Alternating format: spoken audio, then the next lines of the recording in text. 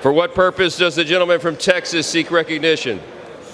Mr. Speaker, I would ask unanimous consent to address the House out of order and to invite other Texas colleagues and other friends of Sylvester Turner to come down as we honor him. Without objection, the gentleman is recognized. It is a shocking blow to lose the strong voice of Congressman Sylvester Turner. I've known him for over 40 years. As an attorney, he worked to represent the most vulnerable. He served 27 years in the Texas House of Representatives, and as a lifelong Houstonian, mayor for 8 years, he always put Houston and Houston concerns about education and opportunity at the forefront. Emmanuel Cleaver, who's right behind me here, and I represented the House just a few weeks ago, the night before we were all sworn in, at a celebration that Sylvester organized for Houstonians who were here for this event. It was really a joyous celebration. There were so many Houstonians there who were proud of his service as mayor. He had much of the same staff that worked with him as mayor who had signed on to work with him either here or in Houston, and it was clear that he was prepared to hit the ground running as a new member of Congress. He brought an immense amount of personal experience and experience working with people of all political affiliations and none. His life has been cut abruptly short. He demonstrates a tenacity and a courage that we can all emulate. And only last night we know he was sitting just a few rows back here, yet today he's gone. It's a reminder of all the uncertainties that each of us face in life.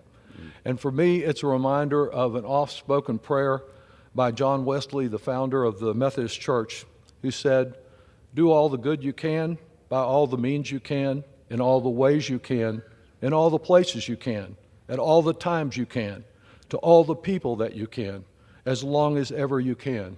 Sylvester lived that prayer. We send our prayers and condolences to his staff, who I know are shocked by this, to his family, and the countless lives that he touched in Houston and elsewhere. And I yield to one of his best friends, Congresswoman Lizzie Fletcher. Thank you so much. Sylvester Turner personified what it means to be a Houstonian, to believe in possibility, to work for it, and to share it with others. In his presence, you could always feel the love for the city that we call home and for all of the people who live there. We were lucky to have his service to our community for decades, as a representative in the legislature, as our mayor, and now representing the 18th Congressional District of Texas. We were lucky to have his example to learn from, and I was lucky to have him as my friend. As our hometown paper said today, Sylvester Turner's life embodied the American dream and Houston's history like no other. May his memory be a blessing and his remarkable life an inspiration to us all. I yield back. Thank you, Lizzie. And it's great to have all members of our delegation here, and I yield to the Dean of the Republican members of the Texas delegation, Pete Sessions. Mr. Speaker, you see gathered together Texans, but friends of not only a man who was with us last night, but we were shocked to hear of his demise today. We bring not only the presence of love and care for Sylvester, but also for the things that he stood for most of all. And he came to Washington to represent people with his views, ideas, and spirit. He will be missed.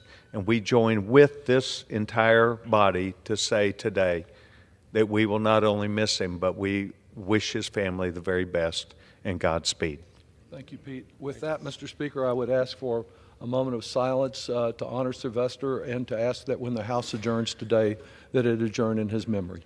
The chair asks all those present in the chamber, as well as members and staff throughout the Capitol, to rise for a moment of silence in remembrance of the Honorable Sylvester Turner.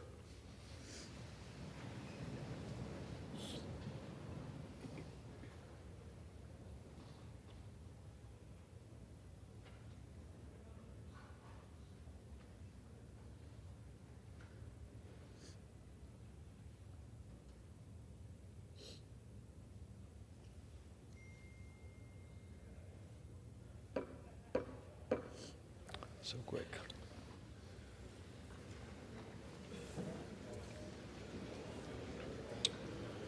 Pursuant to Clause 8 of Rule 20, the unfinished business is the vote on the passage of House